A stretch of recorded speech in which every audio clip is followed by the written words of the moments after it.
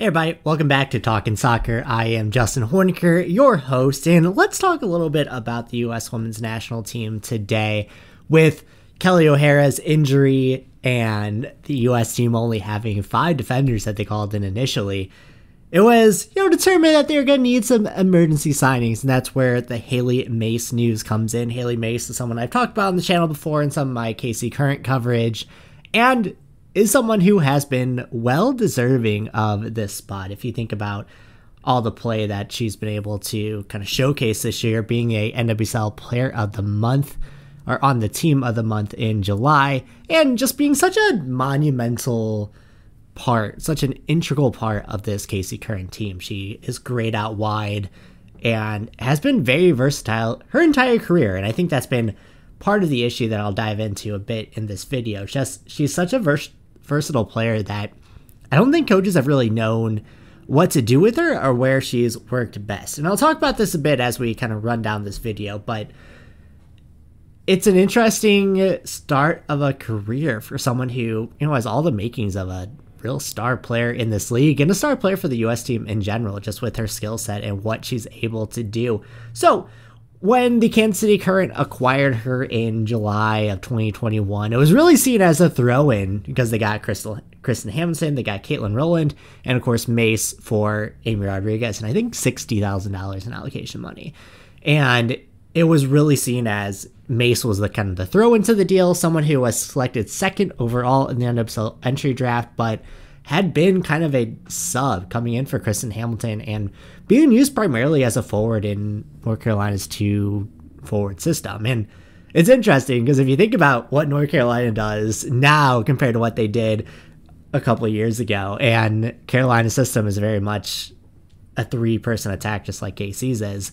So you think that maybe if she was still around in Carolina, she'd be able to find a spot. But then again, you look at Carolina's team, you have Pickett and you have either Ordonez on that side that Hailie Mace is on, and there's not a lot of room there for her to really work into the rotation. So even though she's having this breakout year, there would still definitely be question marks on if she would be able to slot in for Pickett or play higher up on the wing like she does sometimes in KC.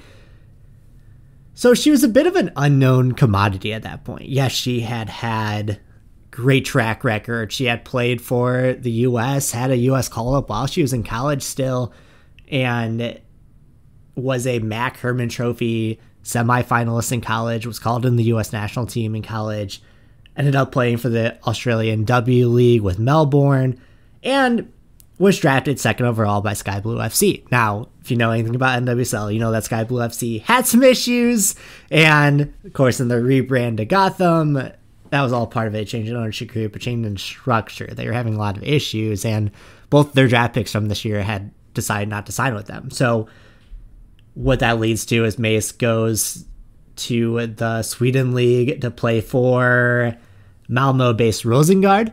There we go. That was good pronunciation, Justin. Nice job. But she goes to Malmo, she goes to Rosengard, and has a very good season. She was Team of the Week multiple times in Sweden, and put up some solid numbers. And when you look at it, you really don't think of this as a player who has dropped off. She played as a forward, she played as a left wing back in Sweden. So, still having those issues of, where does she fit in? But she was putting up solid numbers, and you wonder why she wasn't giving another chance by the U.S. national team at that point. It's interesting because it is something we've talked about with Mia Fischel, who plays in Liga MX, and a lot of people thought that she deserved a call up with how she's been playing for Club America.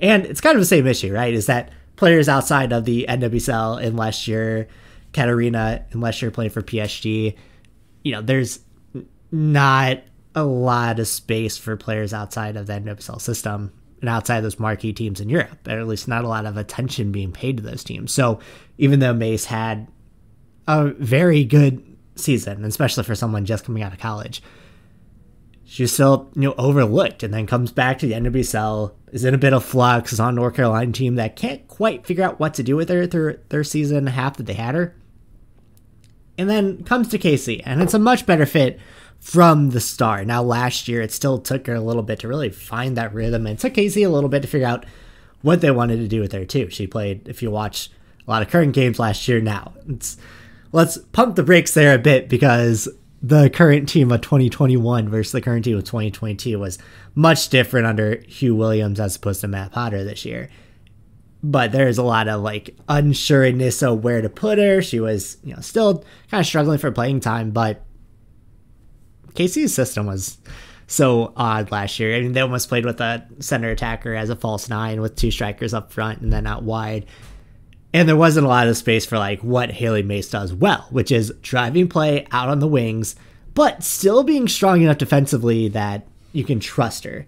And if you watch a lot of Casey current games, you can see that, by the time Casey came calling, by the time they decided to want to put her in the starting lineup, a lot of times she's listed as a forward, but really she's the only person out wide, and she can kind of cover that hole up and down. So she can get forward, she's allowed creativity, she's definitely not the first person into the box, but oftentimes she is the last defender. And if you think of her as kind of that standard wingback or as a left winger who doesn't necessarily have permission to go into the box, but has permission to get forward and drive out wide and force inward, which is a very good player.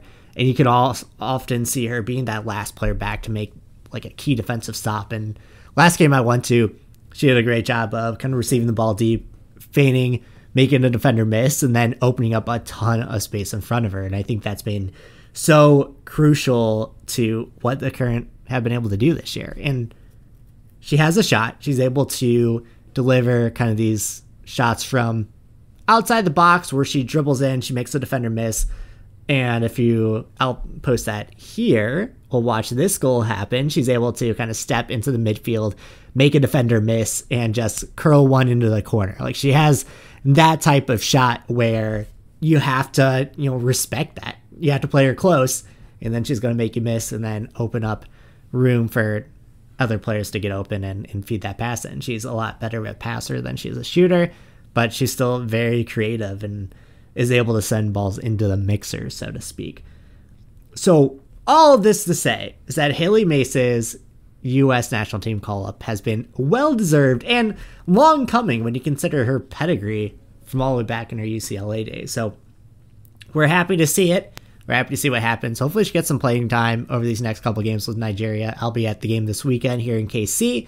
Be able to give you some live reporting there. But all to say is it really feels like kind of a coronation moment for someone who has been really building play, someone who's been getting better and better as the season goes on, and has been so important to Kansas City's play in general, and has made losing Sam Ewis and losing Lynn Williams so much easier for this team when you have someone like Hailie Mace stepping up and becoming a star in front of us. Anyway, hope you enjoyed that video. Thank you all so much for watching. If you like it, give me a thumbs up.